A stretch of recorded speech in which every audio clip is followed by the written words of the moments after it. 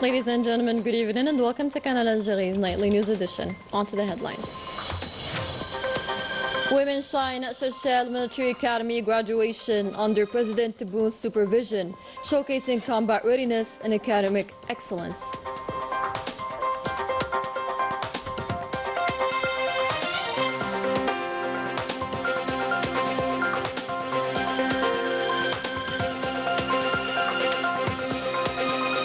Algerian European Cooperation Minister Attaf receives a phone call from the Vice President of the European Union, during which several issues related to bilateral cooperation are evoked.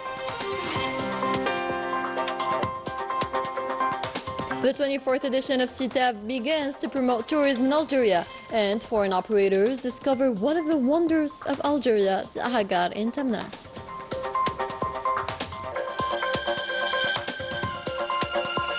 Summer camps for the community kick off a third edition of these cultural and historical adventures that now become a tradition thanks to the head of state.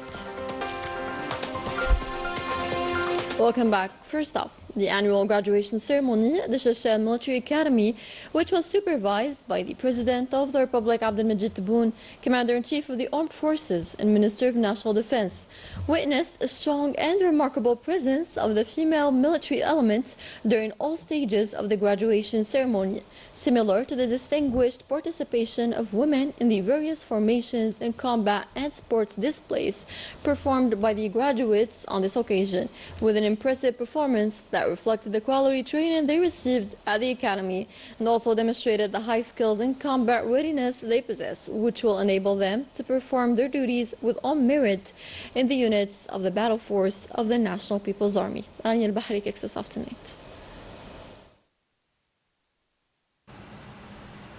From the Seychelles Military Academy, a proud image of women at a graduation ceremony attended by female officers graduating from the new batches. The graduation ceremony bore the imprint of women, with the attendance of female officers who excelled in various aspects of the ceremony, from combat and sports displays.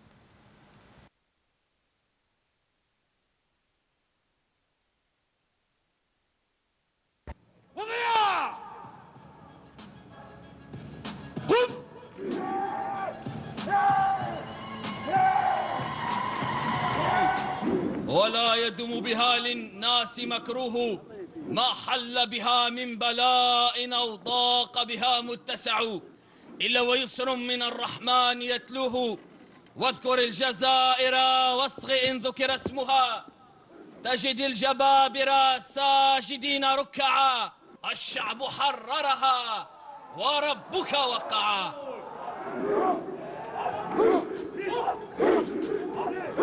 إن المشهد واضح كل الوضوح ولا يتطلب تفكيرا طويلا وتحليلا عميقا حتى ندرك خبث نوايا أعداء الجزائر. والأكيد أنه مهما تنوعت أساليبهم وأهدافهم زغردي على أسودنا وافتخري فهم فدائيون فابنك شهم فدائي مغامر إن عاش حقق الرجاء.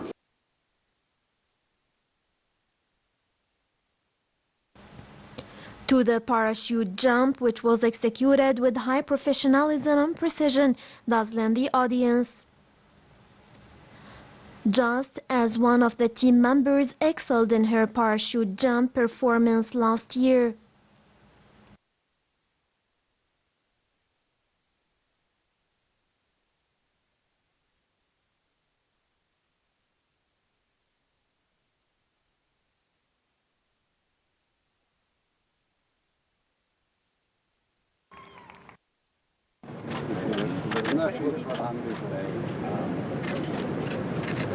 الرقيب الأول جمع رانيا قيادة الدرب الوطني الفريق الوطني رياضي القفز المظلي. My specialty is energy mechanics. First, I would like to congratulate the 56th batch on our magnificent graduation ceremony. Today, I proudly and honorably receive my rank in the ranks of the National People's Army, having fulfilled the dream I have cherished for years. I extend my sincere thanks and appreciation to all the executives, especially the commander of the Shershel Military Academy, and to all the professors and trainers who spared no effort in training us. These female officers, who have undergone rigorous military and academic training, have demonstrated a high level of preparedness, discipline, and professionalism, qualifying them to assume various tasks and responsibilities within the military institution. Algerian women are an extension of the war veterans' women. Just as they carried arms against colonialism yesterday, they carry the banners of sovereignty and stability today with competence and ability. Scientific and physical training are not the only qualities that set these female students apart. The female students of Shershel Academy demonstrate great mastery of languages and personal linguistic skills. Let's listen to a couple examples.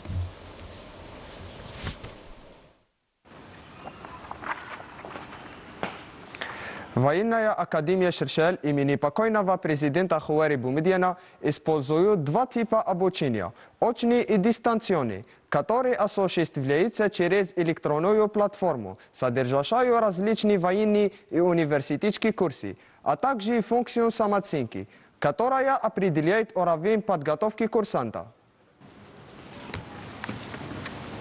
Unser militärischer Abschluss. Was einst nur ein Traum war, die Aufnahmen in der angesehenen Militärakademie von Seychelles, ist heute zu einer Schlossrealität geworden. Heute stehen wir am Vorabend eines historischen Moments, dem feierlichen Abschluss unserer militärischen Ausbildung, und treten ein die Reihe Männer, die bereit sind, mit Ehr und Pflicht Bewusstsein zu dienen. Wir sind entschlossen, würdige Nachfolger einer glorreichen Generation zu seiner Generation, die von Opfer und Tapferkeit die Grundlagen auf unserer Nation bildeten. Es liebe Algerien dient, stark und stolz. Cuando terminamos con la etapa inicial, seguimos con otro lado, que considera la construcción militar, que cada persona debe aprender y tener.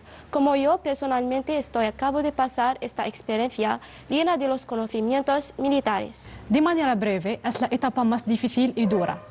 Adoptar la idea de ser un militar en el lado físico y psicológico, cómo afrontar los desafíos y la capacidad de resistir. También tener una forma de un soldado es esencial, ya que existen muchas actividades en la academia. Cuando pasamos al sistema de enseñanza, la academia nos ofrece módulos científicos como militares, permitiendo el uso de los medios pedagógicos y la importancia de conocer las varias armas y la manera de practicarlas. Buongiorno a tutti. Invito tutti i giovani che vogliono o desiderano a entrare o a unirsi a far parte dell'esercito nazionale popolare algerino, in possesso del diploma di maturità, una laurea triennale o magistrale, a accedere o andare al sito ufficiale di registrazione dell'esercito con convenzioni personali. Inserire tutte informazioni personali, indicare e selezionare le preferenze o le specialità militari più importanti e più efficaci, quindi attendere la convocazione per effettuare le visite mediche e fisiche necessarie alla scuola Nissan Martiri a Ben Ramadan. Alla fine, gloria e immortalità ai nostri nobili martiri e lunga vita all'Algeria. Wir sind entschlossen, würdigen Nachfolger einer glorreichen Generation zu seiner Generation, die von Opfer und Tapferkeit die Grundlagen auf unserer Nation bildeten. Es liebe Algerien dient, stark und stolz. 大家好，在追求和合而已开放的世纪中，位于成为中小学生的中国重要工具。可以沟通更广阔的知识学艺，使他们能够接触最新的科学现象，并提高他们的研究能力。The Minister of State, Minister of Foreign Affairs, the National Community Abroad and African Affairs, Ahmed Attaf, received on Saturday a phone call from the Vice President of the European Commission, High Representative of the European Union for Foreign Affairs and Security Policy, Kaya Kayas. The talks evoked the state and perspectives of the relations between Algeria and the EU, both in bilateral contacts related to the association agreement between the two parties and in the multilateral framework, including the countries of the southern shore of the Mediterranean. In this respect, and on the bilateral level, Minister Ahmed Attaf emphasized the need to activate the primary mechanism relating the Algerian-European partnership, namely the Association Council, which remains the optimal framework for addressing all issues of common interest, both political and economic, regarding cooperation at the multilateral level. The two parties exchanged views on the Mediterranean Compact, currently under discussion between the EU and countries of the southern shore. In conclusion, the two parties agreed to continue and intensify efforts to achieve the necessary balance in the economic partnership between Algeria and the EU in a manner that preserves the interests of both sides and contributes to promoting peace, security, and sustainable development in the Euro-Mediterranean region. In a separate context, the 24th edition of the International Fair of Tourism and Travel Fair kicked off on Saturday. 250 participants are taking part this year, including foreigners. This fair will continue until the 15th of the current month under the theme Travel to the Heart of Algeria and Enjoy Authentic Tourism and a 1,000-year-old Civilization. On the sidelines of the International Tourism and Travel Fair, and at the invitation of the Ministry of Tourism, foreign tour operators took part in the educational tours showcasing Algeria's tourism potential with the aim of promoting it to further horizons. Walid Qadri and Najah Tayyar have more. Foreign tour operators had a journey from the capital in the north to the far south in Tamraset, where they experienced a form of tourism deeply rooted in authenticity and cultural heritage. Along the way to Eskrem, the trip offered breathtaking natural scenery, the majestic Sahara revealing its beauty through scattered stones that looked deliberately arranged, like engraved tablets crafted to captivate the eye. Although cloudy skies obscured the famous view of what is considered the world's most beautiful sunset, the travelers still found the journey rewarding, filled with adventure, discovery, and a renewed sense of wonder. A lot of cloud, but when I just waiting just a little bit, the sun is come through and it's all stunning. I love it. The yellow light is beautiful. And today I wake up like this. My God, the sunrise perfect, and this is the memory of my life for the rest of my life. At dawn, the stunning sunrise captivated everyone, filling them with renewed energy. And on the way back, more natural beauty unfolded from Wad Eflel to Tegmert. It's my first time here and it's a new experience for me. The air is different, the atmosphere is amazing. I'm happy to be here in a place where people live in harmony with nature. I like this area, the landscape is stunning me. So I would like to tell my Thai tourists to coming Algeria. You will have the good experience with us. Another chapter of the journey took place in the heart of Tamraset, where the visitors explored the city's rich heritage, from the traditional architecture and clothing to the remarkable craftsmanship. Every detail reflected a deep cultural authenticity and left a lasting impression on the travelers. I have been to many places in the world, and some places they like to show people like the more commercial things, like fake things. But here we see all the produced procedure, and they are more original, and all the things. I think everything is original. Your nature, your conditions, your people, your history, and your customs. The manufacturer. I am a person that knows many people and can pass my experience to them and advise them to come here. Yes, so I am going to do that. The journey came to an end with words of thanks and hopes of coming back, and the next stop was the capital, where participants would attend the International Tourism and Travel Fair, an important chance, of course, to build partnership with the local operators and promote Algeria as a future destination for international tourists. In the window on the community, around 1,000 child and young Algerians established abroad arrived from France for summer camps in the homeland, where they will benefit from a trip rich with culture and history, starting from Jijil, Boumerdas, Iran, and Béjaïa, upon the initiative of the President of the Republic, with the aim to reinforce ties with the Algerian community. At the National Army Circle, on the occasion of the 63rd anniversary of independence, the Finance Minister Abdelkarim Bouzid, accompanied by Customs Director General Abdelhafid Bakhouch, oversaw the awarding of ranks to various customs officers and executives promoted to higher ranks. The ceremony took place in the presence of the advisor to the President of the Republic in charge of Defense and Security Affairs, the Minister of Mujahideen, or War Veterans and Rights Holders, the Secretary General of the Ministry of National Defense, two central directors at the Ministry of National Defense, and government officials. The Minister of Finance spoke of the important role of customs services in protecting the national economy and securing the country from various forms of cross-border crime. This ceremony was also an opportunity to pay tribute to retired war veterans from the Customs Corps. Zionist attacks against Palestinians continue, including at humanitarian aid distribution centers. 16 Palestinians were killed at dawn this Saturday, including 11 targeted in an apartment in central Gaza. The dire humanitarian situation is only made worse by the blockade imposed by the occupier for more than 6 months now. Our correspondent in Gaza, Wissam Abu Zaid, provides an update in this report taken up by Rania Al-Bahri. The morgues in Gaza can no longer cope with the relentless arrival of victims. They are filled beyond capacity with no more room available. The bodies are now piled on top of each other. Many of the martyrs lie directly on the ground, some wrapped in shrouds, others in nothing more than basic blankets. Among them is the son of this grieving mother, killed in his sleep by the Zionist army. An innocent child was sleeping peacefully here when a missile struck. What did he do to deserve this? We were inside when suddenly a missile hit us. We couldn't even catch what was happening. It was horrible, terrifying. In Gaza, devastation knows no borders, whether in Beit Lahia, Beit Hanun, Deir el-Balah or Khan Yunis. The destruction is widespread and heartbreaking.